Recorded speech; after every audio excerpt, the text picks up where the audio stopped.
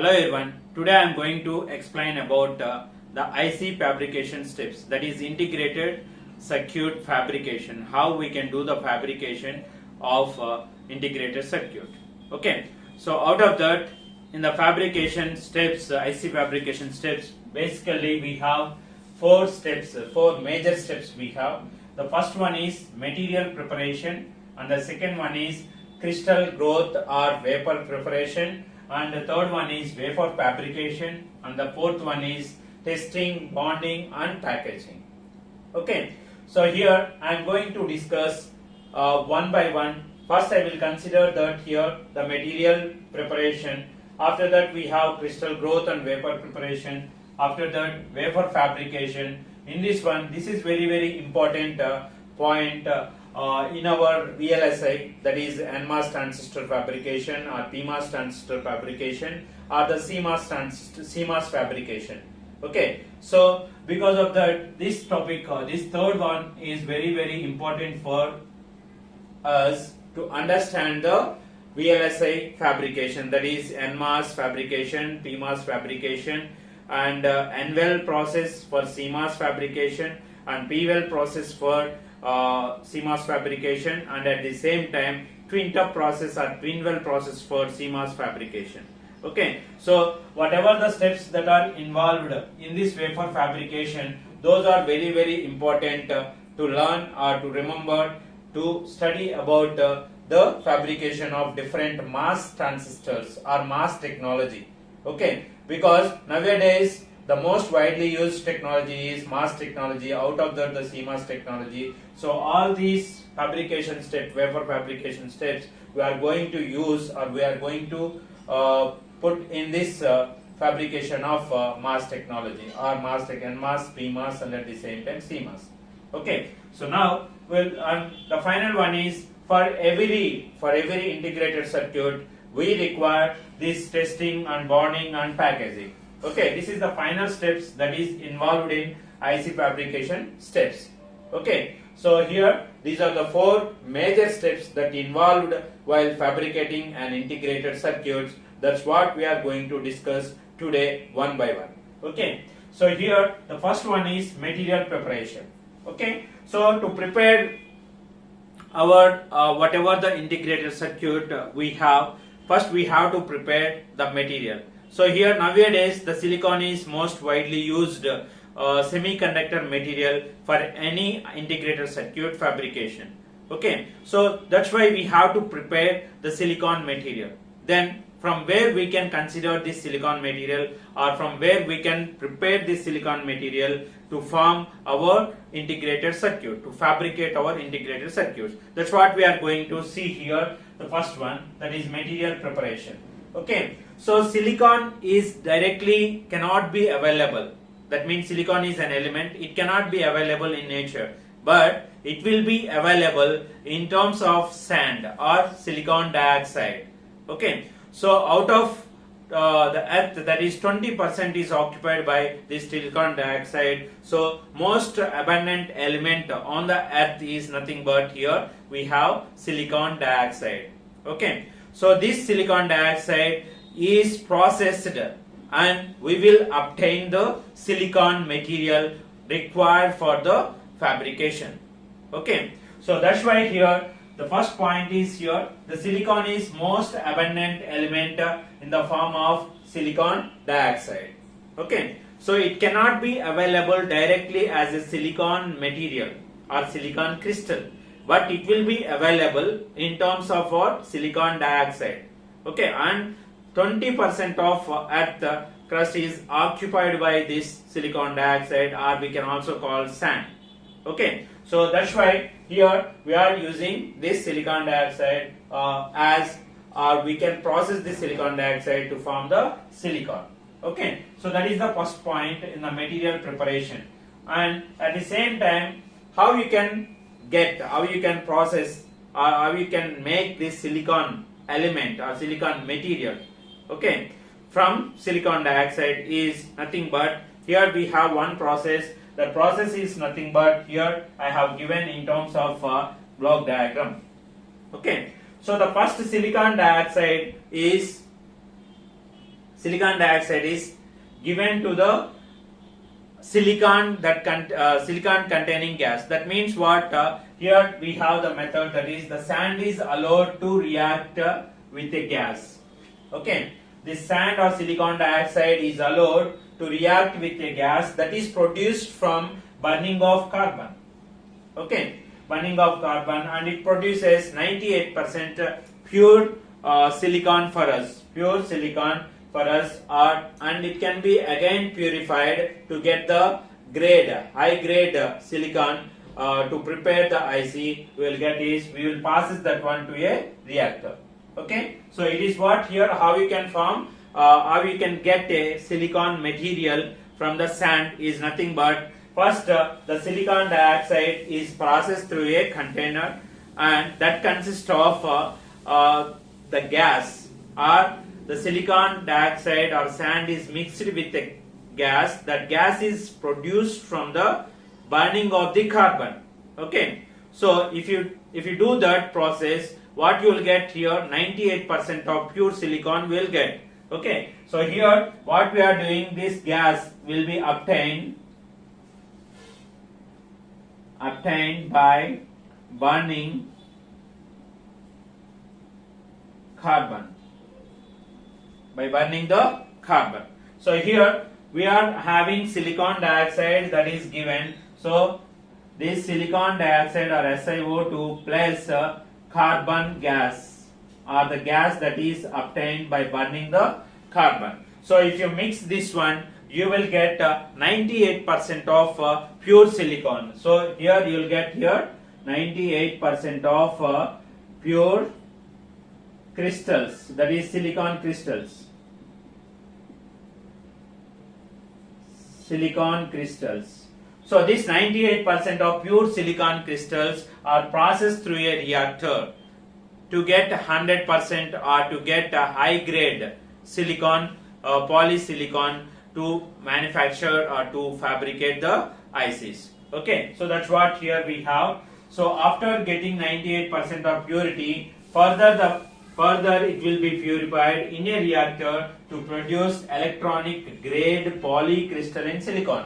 So what is the output of this reactor? After getting 98% of pure silicon, we will pass that pure silicon 98% through a reactor that will produce high grade electronic polysilicon, that is polycrystalline silicon we will get. So it will be very pure silicon we will get in terms of crystalline form. Okay, so that is nothing but we have polycrystalline silicon. So this is the step involved, that is in the preparation of material. Okay, so the first point is the silicon directly cannot be available on the earth or nature. It can be available in the form of silicon dioxide. And the second point is here how you can get this silicon, pure silicon or crystalline silicon means, so if we passes this silicon dioxide through a gas, or it will be reacted with a gas that is obtained by burning the carbon. Okay, so the mixing of this SiO2 with carbon gas will produce 98% of silicon. That 98% will become high grade electronic polycrystalline silicon by passing that one through a reactor. Okay, and the final output of this is our required material, that is nothing but polycrystalline silicon. So this is about the material preparation for us. Next we have what? Crystal growing and vapor preparation. So what is this crystal growing or vapor preparation? So here if you observe this one, the output of this polycrystalline silicon we will get is a small crystals. Okay, so with different orientations, different sizes, okay, different dimensions. Okay, so here the output of this polycrystalline silicon is small crystals, small crystalline form. Okay, so the output of this reactor is nothing but a very small crystalline form. Okay, so we have to make that crystal into a single one. Okay, crystal growth, that is called as what? Crystal growth. Okay, how we can do this crystal growing, and at the same time we have vapor preparation. After getting the output, that is nothing but polycrystalline silicon, that is in the form of small crystals, crystalline form. So that small crystalline form we will make into a large crystal, silicon crystal. Okay, so that is called as if you make the small crystalline silicon into a large crystal. Okay, so that method is called is nothing but crystal growing. And after crystal growing we have vapor preparation.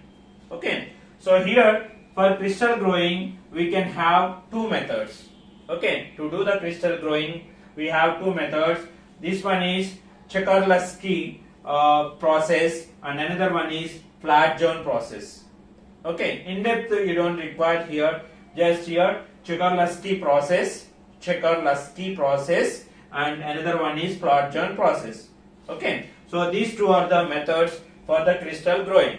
That means what? It will make a single crystal out of the small crystalline forms that is obtained in the material preparation. Okay, so after the two methods here, out of that flat zone process is in this one we will it is used for high power high voltage semiconductor devices material.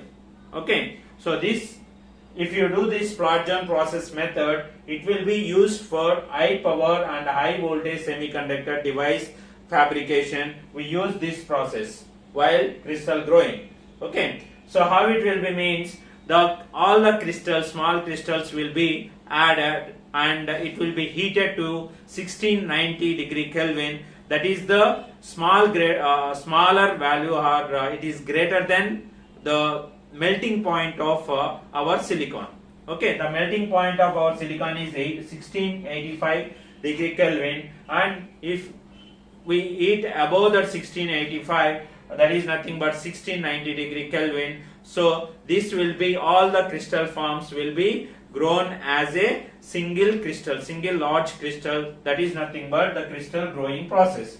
So these two are the methods that are used for the crystal growing of silicon.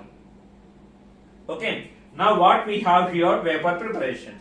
So after the crystal growing process, what we will do here is we will cut that crystal into single crystal into slices. Okay, so that slices will be used for the fabrication process. Silicon slices or wafers. Okay, in the required sizes. So what is this one? After crystal growing, it will be cut into wafers or slices, also we called slices, called vapor preparation. Okay, so if you take any watermelon, that is, we will cut like this. Okay, so it will be make it as slices. Similarly here, the single crystalline form of the silicon will be cut into slices of required dimensions, okay, or required sizes. So that is nothing but what? The wafer preparation. Okay, so after material preparation we will do the crystal growing process. After that we will prepare, or we will cut that crystal into slices or wafers. Those are called as what? Silicon wafers or silicon slices. Okay, so on these wafers only we are going to form our required devices, or we are going to fabricate. Okay, so that is what here we have. After crystal growing, it will be cut into wafers, that is called as vapor preparation. Okay, so this material preparation is over, and at the same time the crystal growth and at the same time vapor preparation is also over. So the very important point that is very useful is nothing but vapor fabrication. Okay, then what is vapor fabrication? Vapor fabrication is nothing but it involved many steps. Okay, so out of that many steps, these steps we are also using in different fabrications of devices. Okay, so then what is vapor fabrication? So after taking the vapor or the slices, so it will be cut it as the slices, or in the required dimensions in the square shape. Okay, slices are in the required dimensions. On this silicon we are fabricating our devices. Okay, so the platform is here, the silicon. So if you want to get N diffusion or N-type material or P-type material, what we will do is, while growing this silicon crystal, what we will do is, at the required places we will send the dopants.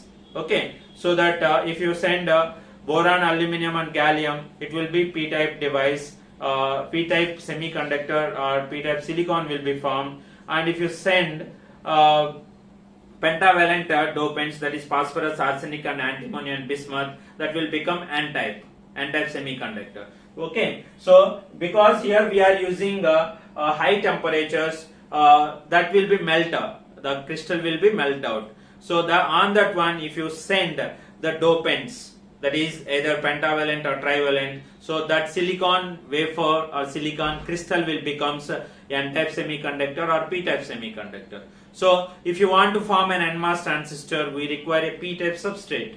So like that we will consider P-type and N-type semiconductors from here itself. So after that we have here the wafer fabrication. It is very important step for us.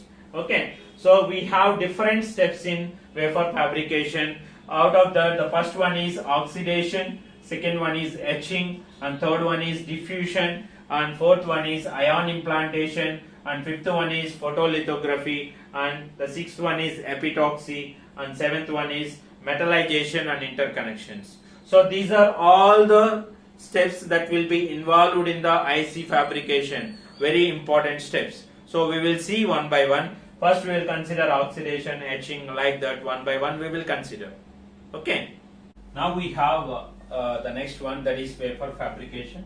So that is one, here we have different steps we have. Out of that, the first one is oxidation. Okay, the name itself, it is there, oxidation. Okay, so we will have prepared, that silicon wafers. Onto that silicon wafer, we have to form SiO2 layer, that is silicon dioxide layer. Okay, so for that process, we are doing what? Oxidation process. So what is oxidation means?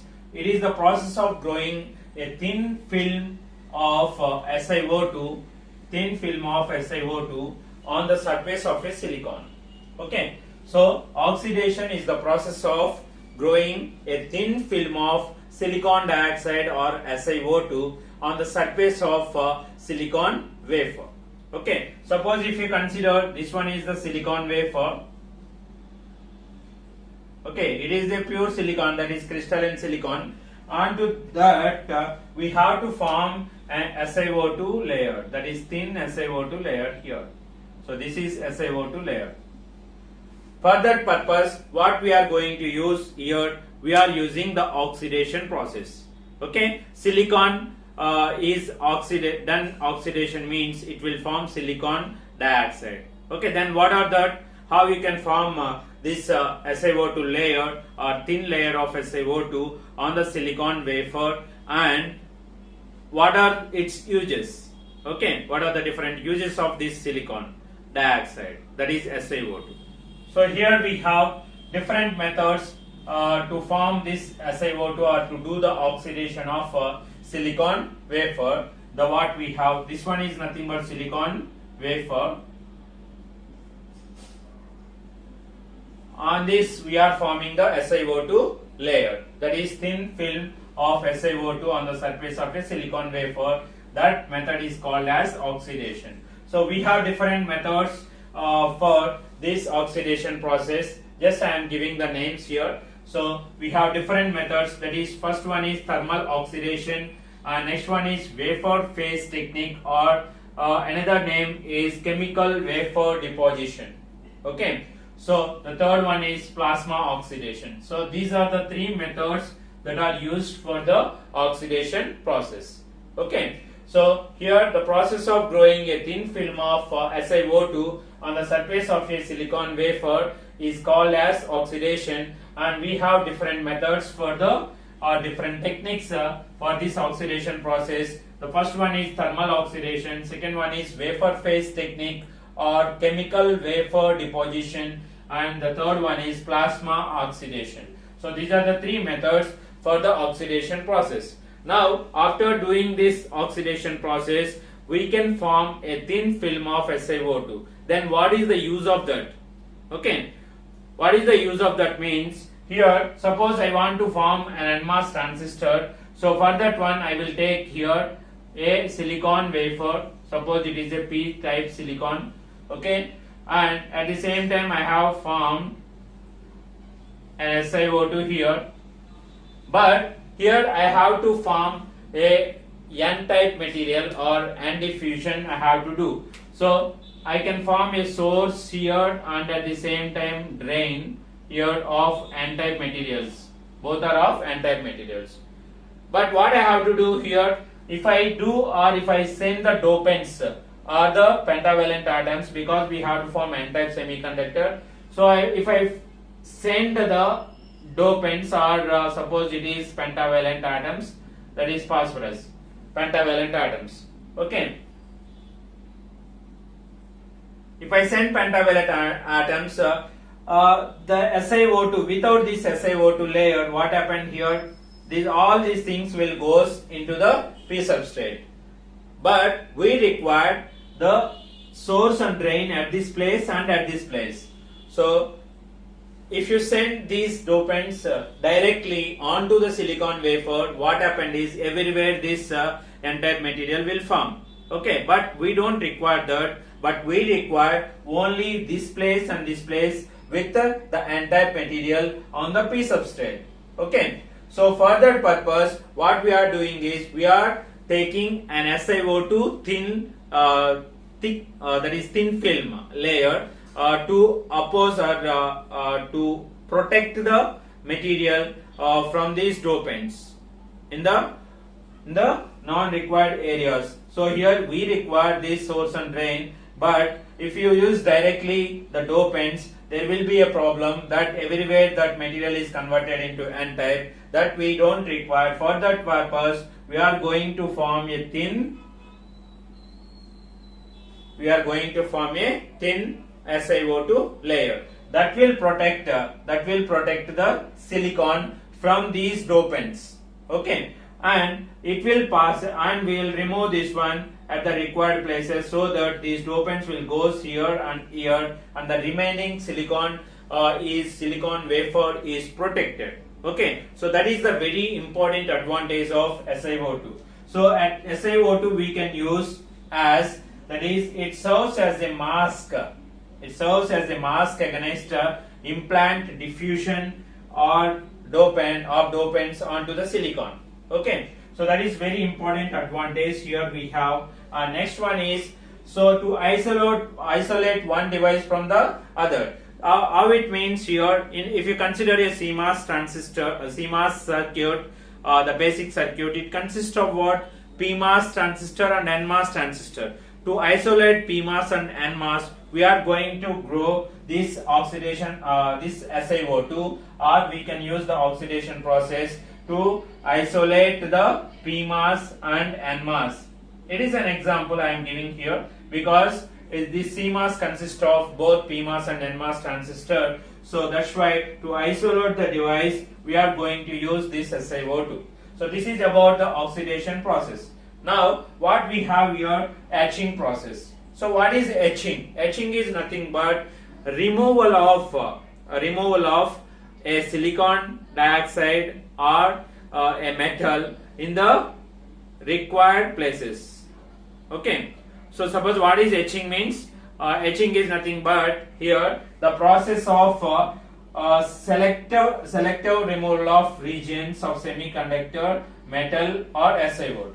Okay, so definition is what here? Etching means it is the process of selective removal of the regions of semiconductor, metal or SiO2. Okay, suppose I want to form an SiO2, that is where we have, suppose here we have. So I have to form this source. That means what? I have to remove the thin film, because thin film of SiO2, because if this SiO2 is present, no dopants will comes and form the n-type material. Okay, so here I required the removal of this SiO2. Okay, so that I can send the dopants to form the source and drain of n-type material.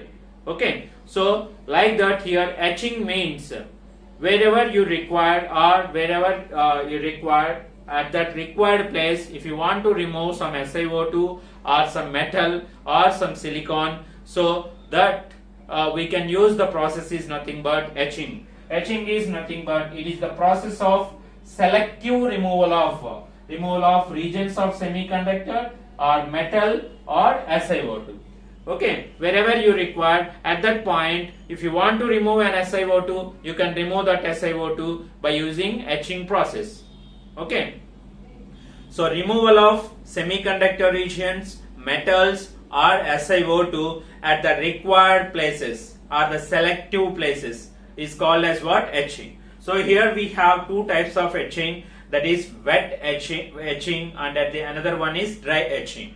Dry etching is also called as plasma etching. So here we have etching process. Etching is removal of the material at the required places. We can remove that by using wet etching or dry etching. Okay, so here what is wet etching? The name itself it is there, wet. Okay, wet etching means, so we will immerse or we will place these wafers or this material, silicon material, in a chemical deposition. That means in a chemical liquid what we have, in that one we will immerse that silicon so that wherever you require the removal of the regions, so we can remove. So that is what here, immersed in a chemical solution. So solution means it is a liquid form, that's why it is called as what? Wet etching. Wet etching is nothing but in this process we can immerse our silicon wafer in a chemical solution at a predetermined temperature.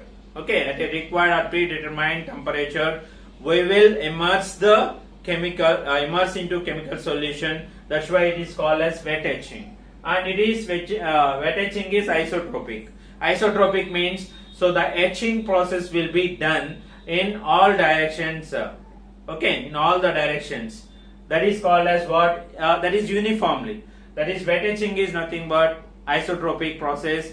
Why it is called as isotropic means, in this one the etching will be done uniformly in all the directions. Okay, so that's why here it is called as isotropic. And another important one is why it is called wet etching means, so here the wafer will be immersed, okay, or dipped into a chemical solution. Chemical solution is of liquid, so that's why these are called as what? Wet etching process. Then what is the dry etching here? So dry etching is nothing but this silicon wafers we will place or we will immerse into a gaseous plasma. Okay, so in a gaseous plasma, if you immerse this silicon material, that etching is called as what? Dry etching. So immersed in a gaseous plasma created by radio frequency electric field. Okay, so in this method, in this dry etching, so we will immerse our silicon wafers in a gaseous plasma that is created by radio frequency electric field. Okay, we will create a gaseous plasma by using radio frequency electric field, and into that we will immerse our required silicon wafer so that we can etch the required regions. So that is what we have dry etching, and it is widely used etching process we have nowadays. Okay, dry etching is widely used etching process as compared with the wet etching process. So here we have dry etching. Another name is what? Reactive ion etching. That is nothing but here reactive ion etching, RIE, or plasma etching. Reactive ion etching or plasma etching we can call, and it is non-isotropic. Okay, So wherever you require, it is non-isotropic means it cannot be etched uniformly in all directions like wet etching. Here it is an non-isotropic etching process. Okay, so this is about the etching method what we have, and the next one is the very important one is, suppose I have given the example, I want to form a source here. Okay, so source means here it is NMOS means we have source and drain is N-type materials. Okay, so N-type materials means what we have to send, that is nothing but pentavalent atoms we have to send. Okay, that is pentavalent impurities we have to send. So for that process we are going to take the two methods, that is diffusion and ion implantation. So what is diffusion means? So diffusion is nothing but the process of introducing impurities into selected regions of a wafer. Suppose this is suppose here we have the wafer. At this point I have to form an N-type material, that is as source and drain. So this is N-type material.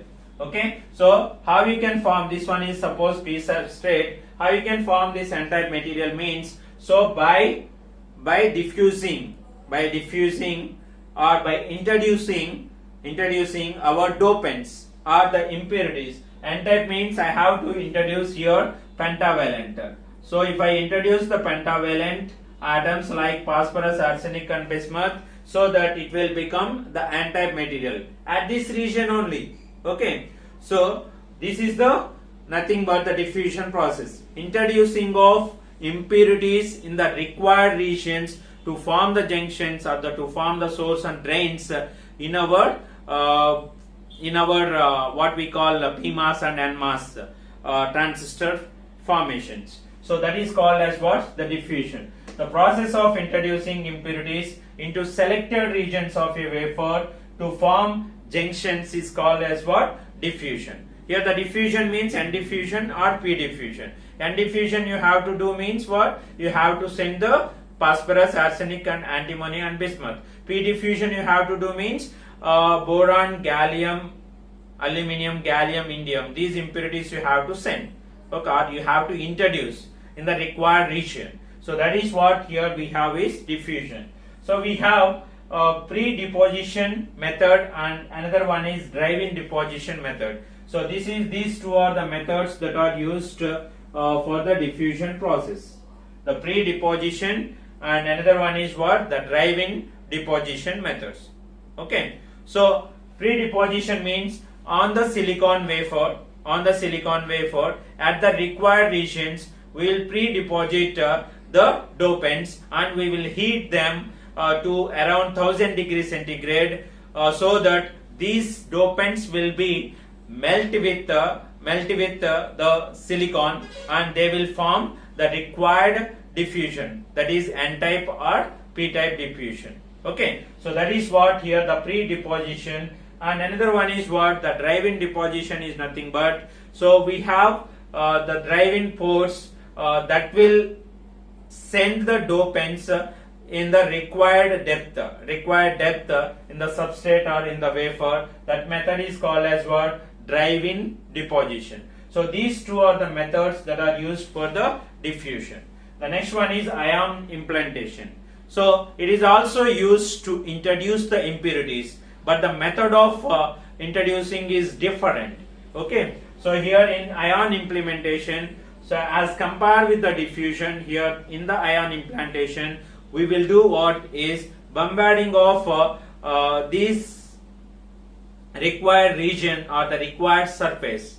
Okay, bombarding with the high energy ions beam at the required surface of the silicon wafer is called as what? Ion implantation. The process of introducing dopants by bombarding of the wafer surface with high energy ions of the particular dopant ion beam is called as what? That is ion implantation.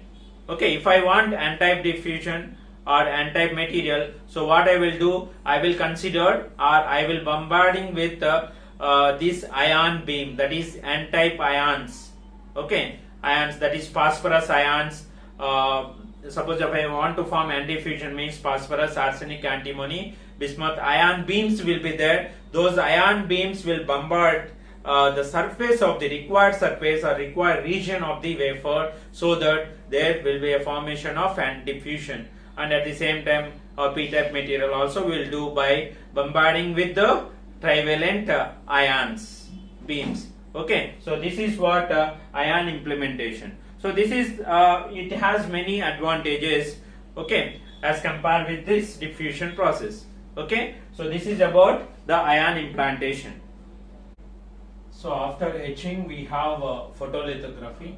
So what is photolithography means? It is the process in which geometrical pattern on the glass plate called reticle is transferred to the surface of the wafer.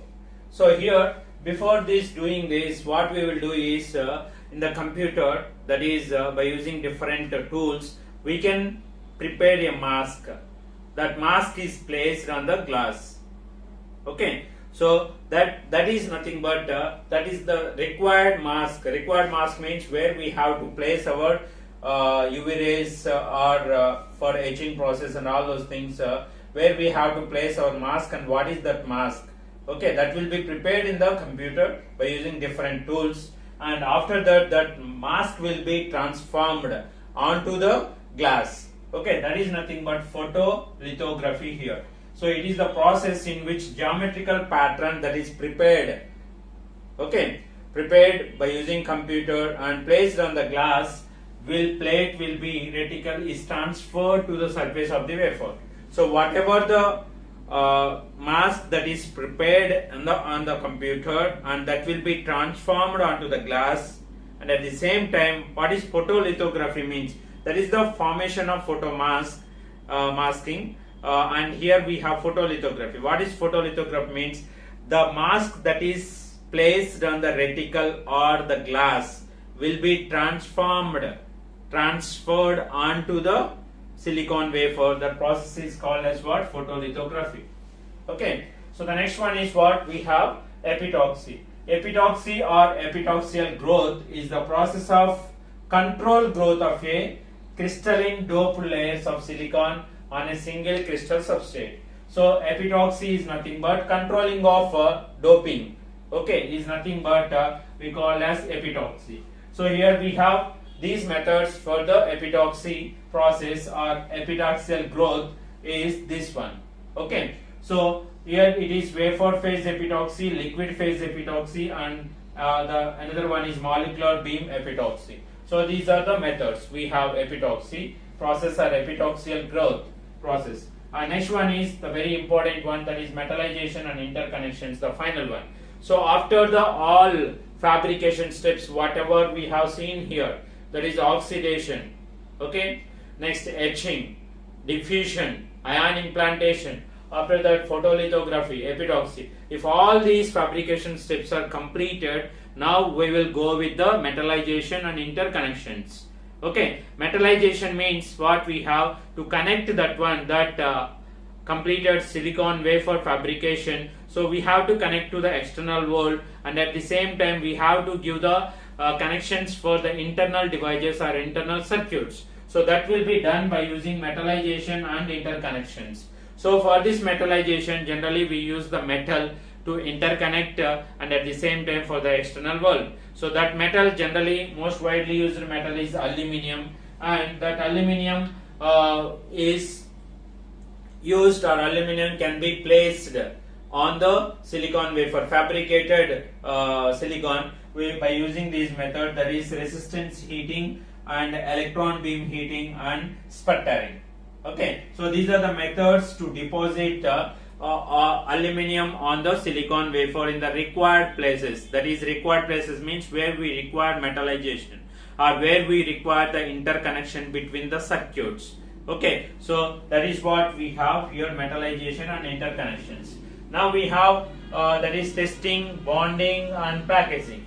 So after fabrication, we have to test our designed circuit or designed IC. Okay, so that designed IC will be tested at different levels, and Finally, after getting your fabrication IC, so we have to test whether it is working or not. Okay, working or whether it is giving our correct function. Okay, so for that we will use the testing process, and after the testing can be done by multi-point probe.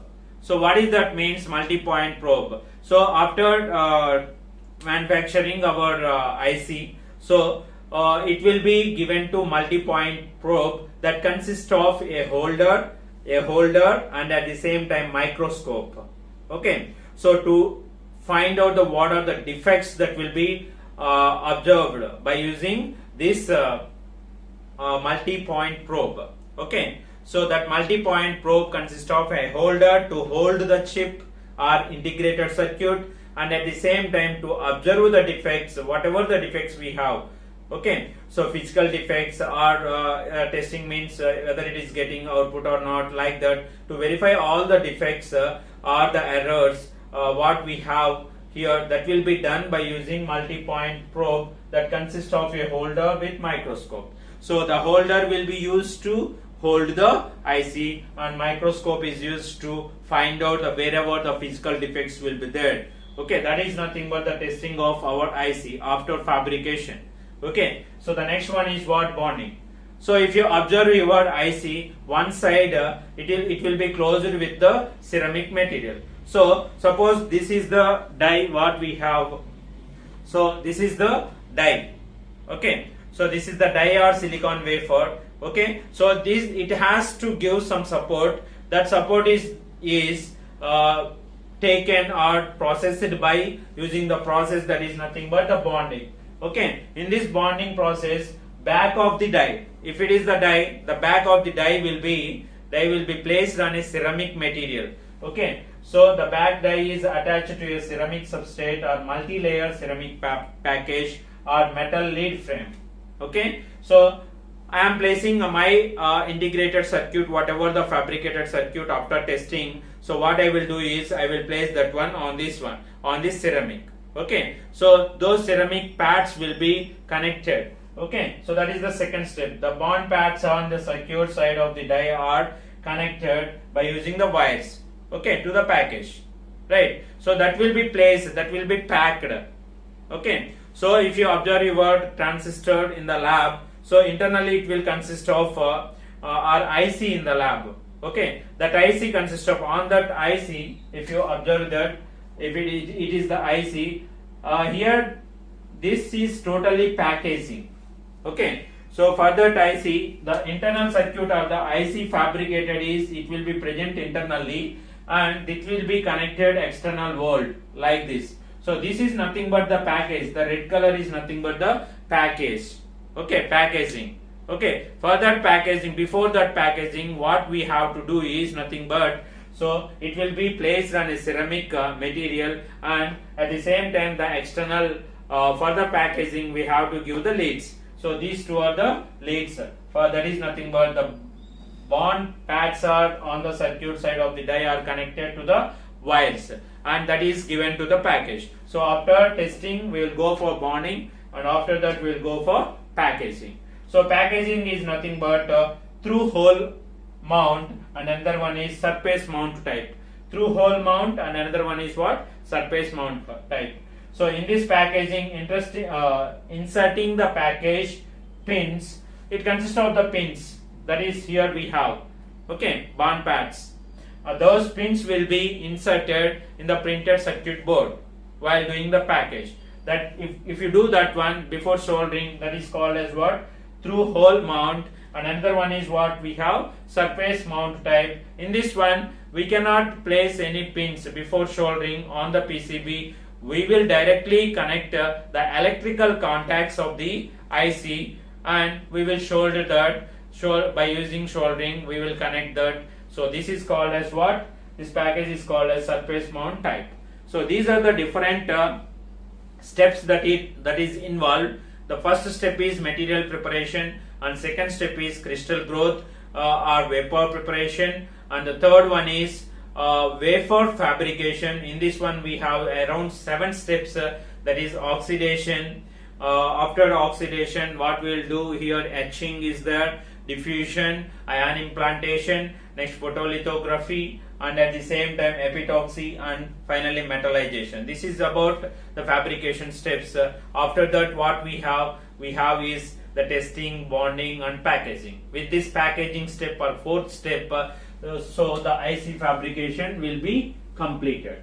Okay, so this is the different fabrication steps of the IC. Okay, thank you.